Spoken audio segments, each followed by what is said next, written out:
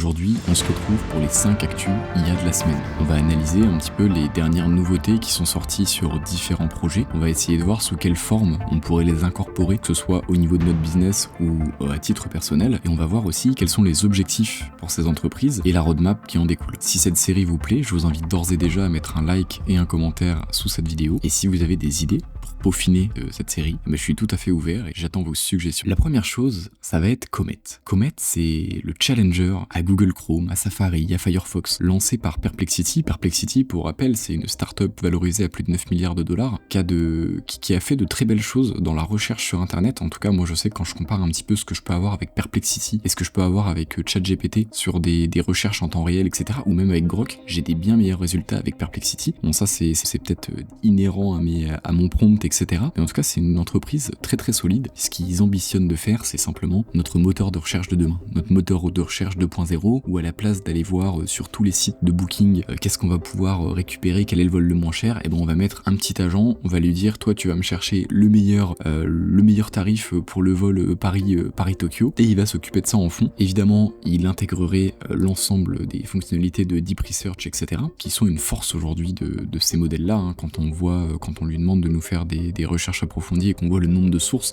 et que tout est sourcé, etc., c'est un plaisir. Contrairement à certains autres modèles, ils ont vraiment un temps d'avance là-dessus, et que ce soit cette entreprise qui va à la conquête du marché des moteurs de recherche, ça me paraît pertinent. Et la dernière chose que j'aimerais bien vous parler, c'est la waitlist. Donc s'il y en a qui sont intéressés pour tester potentiellement, voir un petit peu ce que ça donne en mode bêta, et ben je vous mettrai ce petit lien en description si ça vous intéresse. Moi j'ai toujours pas été pris, il y a des nouveaux utilisateurs qui sont sélectionnés chaque semaine, mais si c'est le cas, comptez sur moi pour vous documenter ça ici. Maintenant qu'on a parlé un petit peu des nouveautés et de ce qu'on va avoir, j'aimerais bien vous parler un petit peu des cas d'usage qu'on pourrait en faire. Parce qu'effectivement, l'idée c'est d'avoir au même endroit, donc sur ce navigateur, un petit peu accès à tout. Donc qu'on puisse avoir des agents, comme je vous l'ai dit, qu'on puisse potentiellement faire de la veille concurrentielle et avoir des petites alertes et qu'on ait un bot qui travaille un petit peu, enfin un agent qui travaille un petit peu tout le temps et qui fasse de la veille sur nos concurrents ou sur des, je vous dis n'importe quoi, sur des marchés financiers, sur des trackers qu'on veut suivre. C'est des choses qui sont possibles en fait déjà aujourd'hui. On peut déjà avoir effectivement des intégrations, etc. Mais c'est pas des choses qui sont natives aujourd'hui. Si je veux être juste sur Safari, sur ma page d'accueil, entre guillemets, avoir accès un petit peu à tout ça, bah on peut le faire, mais c'est à travers différentes applications, et à l'instar de ce qu'on peut avoir en Chine avec WeChat, ou ce qui était initialement qu'une application de messagerie, on peut faire des paiements, et en fait elle a été élargie à énormément de choses pour tout avoir, pour avoir un espèce de hub, et je pense que c'est un petit peu ça aussi leur objectif. Donc voilà, moi j'imagine bien demain arriver et dire à mon petit agent IA, bon bah voilà, là j'aimerais bien, moi je me suis mis à la course à pied, j'ai envie que tu me trouves tous les marathons, je dis n'importe quoi, hein, tous les marathons de l'année, et que tu m'inscrives à 3 marathons qui ont des prix en dessous de temps, et puis que tu ailles me chercher les billets pour aller les billets les moins chers pour ça, etc. Je trouve ça intéressant dans le processus de recherche. Après évidemment c'est quelque chose qui va mettre un peu de temps à rentrer dans nos habitudes, parce qu'on est quand même, les moteurs de recherche n'ont pas radicalement changé depuis plusieurs années, enfin depuis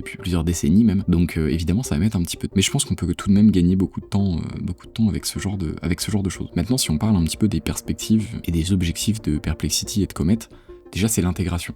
Comme je vous l'ai dit tout à l'heure, ce qu'on veut c'est un hub qui peut permettre d'accéder et d'interagir avec beaucoup de choses. On parle déjà de plus de 800 intégrations, etc.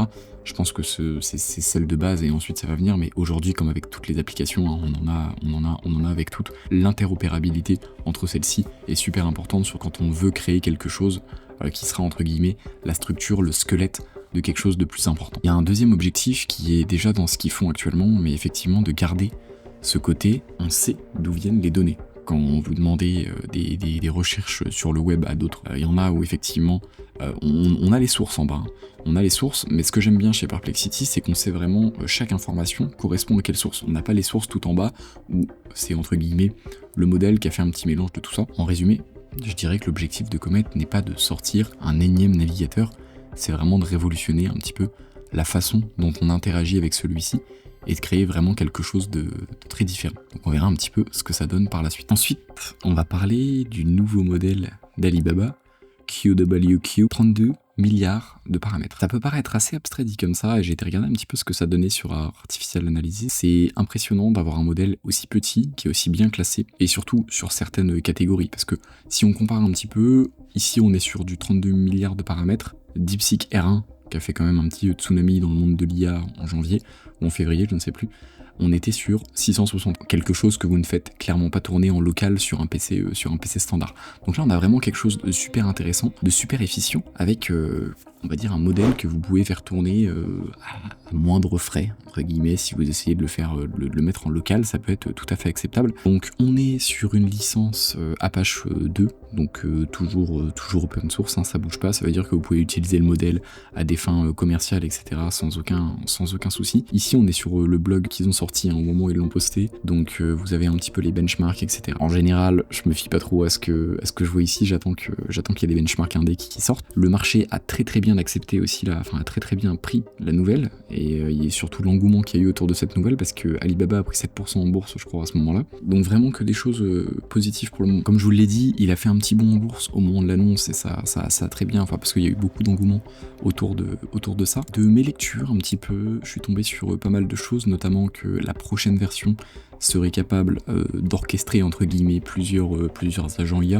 Donc ça, je pense que ça va devenir dans tous les cas la norme partout, mais en tout cas c'est dans leurs ambitions. Et d'ailleurs, petite anecdote assez marrante par rapport à ça, c'est que initialement, quand ils ont commencé à le développer, ils l'ont appelé leur modèle David contre Goliath, parce que il y avait effectivement DeepSeek avec leurs 671 millions de paramètres, et au final, on se retrouve avec un résultat solide. Hein. Effectivement, si on regarde ça, on se dit, bon ok, eux ils ont un score global de 43, eux de 68. Bon, évidemment, c'est pas avec un petit modèle qu'on va tout faire, mais si on veut faire des choses comme du code, des maths, etc., ça peut être très intéressant. Et en fait, il faut se dire que, ok, là on a une différence effectivement au niveau du score global. Là, on est sur quasiment 20 fois moins de paramètres, donc il faut aussi prendre ça en compte, qu'on peut le faire tourner en local sur une machine, que c'est 100% open source effectivement également, mais les usages vont être bien différents. Et d'ailleurs, ils ont augmenté la largeur de la fenêtre contextuelle. Ça veut dire que avant on pouvait mettre que 30 000 tokens ou 32 000 je crois exactement, non 30 000 tokens, maintenant on est à 131 000.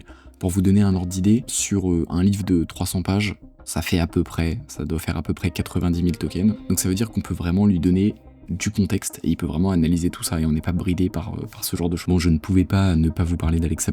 Alexa, vous connaissez, c'est comme les HomePod, etc. C'est comme Siri.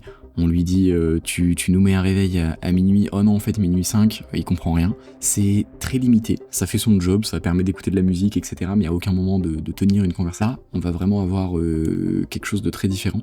Alors je vais pas vous mettre le son, je vais vous expliquer un petit peu ce qui se passe, mais du coup quand ça a été présenté, en fait ils ont présenté quelques cas d'usage, et l'un des premiers ça a été de demander à Alexa, du coup qui est connecté avec certaines caméras Ring de Amazon, bon ça c'est une autre histoire, je suis même pas sûr que ce soit Amazon d'ailleurs, à vérifier, mais en fait de demander du coup à Alexa, à travers la caméra, si effectivement il y a eu un paquet qui avait été déposé aujourd'hui.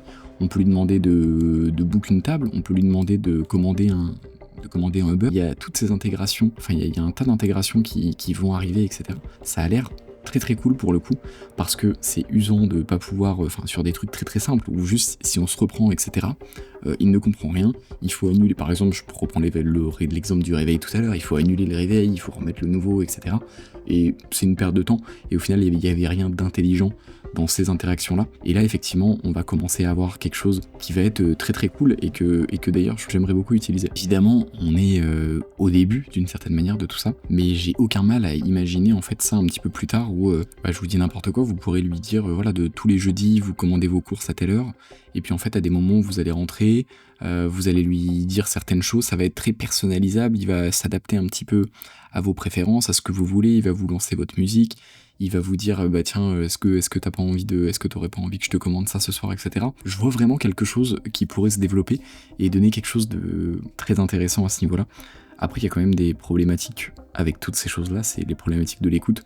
Aujourd'hui, on est presque sûr que même nos iPhones, etc., tout ça nous écoute, mais c'est un petit peu plus caché, c'est un petit peu plus vicieux. Donc au final, est-ce que c'est une réelle problématique, étant donné que c'est déjà le cas? Mais en tout cas, j'ai hâte de voir ce que ça va donner un petit peu sur le long terme, parce que je pense qu'on va vraiment pouvoir avoir des choses super intéressantes avec tout ça. Maintenant, on va parler de Microsoft Copilot, qui est gratuit pour toutes les personnes qui possèdent la suite Office. D'accord. Et ça c'est très cool, parce qu'avant c'était un abonnement en plus. Ça permet plein de choses, Copilot. Ça peut permettre de créer des slides par exemple sur PowerPoint. Il y a une vidéo là où ils expliquent un petit peu tous les usages, mais il y en a un nombre incalculable. Je suis tombé sur un article là qui présente top 30 des cas d'usage de Microsoft Copilot dans la vraie vie entre guillemets, au niveau de la santé, au niveau de plein de choses, qui vont vous permettre un petit peu d'aller vous renseigner un petit peu plus si ça vous intéresse.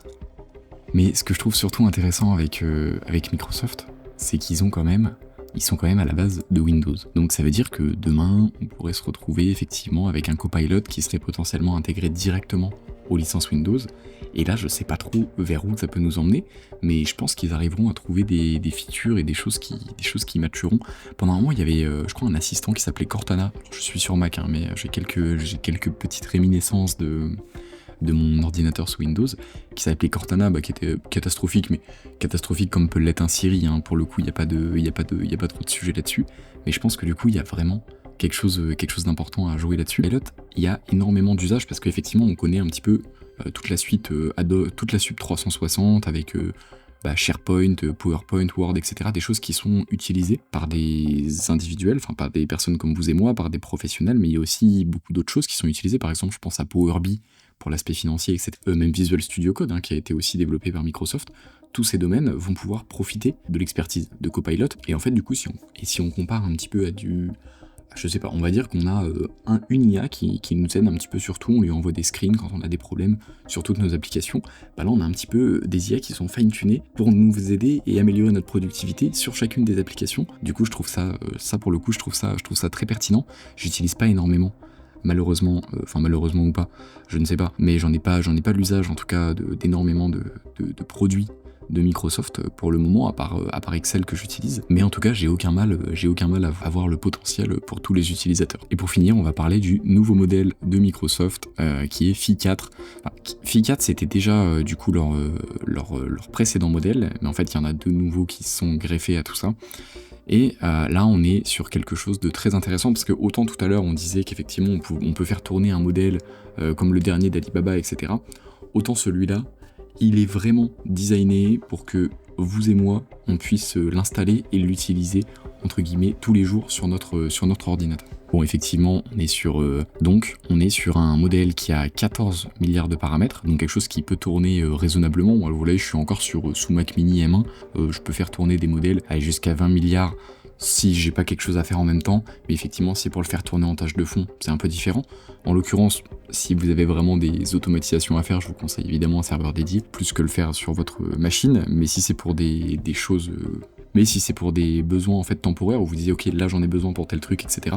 Là c'est intéressant effectivement de l'avoir en local. On voit que par rapport au modèle d'Alibaba par exemple, au modèle Llama, c'est quand même assez intéressant parce qu'évidemment il se compare au modèle de son envergure, hein. On va pas le comparer à du GPT ou à du DeepSeek R1 par exemple, mais c'est très très intéressant. Comme vous le voyez ici, il y a aussi un modèle encore plus petit avec 3,8 milliards de paramètres qui a été introduit. On a effectivement la possibilité maintenant de lui donner du texte, des documents, de la voix, enfin de lui donner tout. On est sur du multimodal, contrairement au précédent modèle. Et honnêtement, un modèle comme ça, je pense que je laisse aérer. Je vous présenterai Raycast, que j'ai déjà fait un guide effectivement sur Raycast pour ceux qui connaissent et qui auraient raté peut-être quelques fonctions, je vous le mets juste ici. Mais effectivement, avec Raycast et Oliama, on peut faire tourner un modèle en local.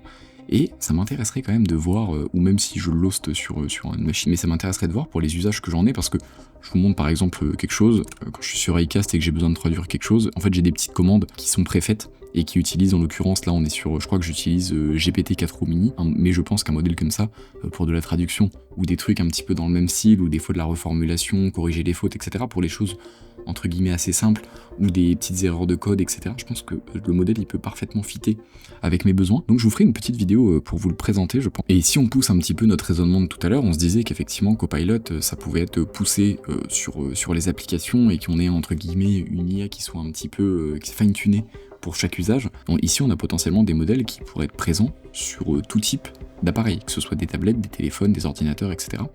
Donc on a vraiment quelque chose qui se met en place et honnêtement je suis vraiment hypé de voir ce que ça va donner par la suite les usages de nos téléphones, parce que j'ai été déçu par Apple Intelligence. C'est un peu, Apple au global dans l'IA, hein. Peut-être qu'ils cachent beaucoup de choses et qu'ils sortent pas grand chose, ou peut-être qu'ils sont juste à la ramasse à ce niveau-là, c'est aussi possible. Donc je sais pas trop quoi penser d'Apple honnêtement par rapport à ça, parce que en fait je suis étonné qu'ils aient pas pris une plus grosse claque que ça en bourse, enfin même qu'ils aient pas pris forcément de claque, dû au fait qu'au niveau de l'IA c'était très très très léger, alors que c'est vraiment le sujet du moment quand on voit la valorisation d'NVIDIA, etc. Bon ça c'est encore un autre sujet, et j'espère que cette vidéo vous aura plu. Si c'est le cas, je vous invite à liker, à vous abonner, à commenter. Moi, je vous retrouve la semaine prochaine pour un nouveau format de ce style. Je vais aussi faire des formats short qui vont être un petit peu différents. On va aller soit plus en profondeur sur des fonctionnalités ou explorer d'autres choses que j'aurais pas explorées en vidéo. L'idée, c'est que ça fasse pas doublon avec ce contenu-là. Donc voilà, je vous tiendrai au courant de tout ça. Je vous souhaite une excellente semaine et je vous dis à la semaine prochaine. Ciao.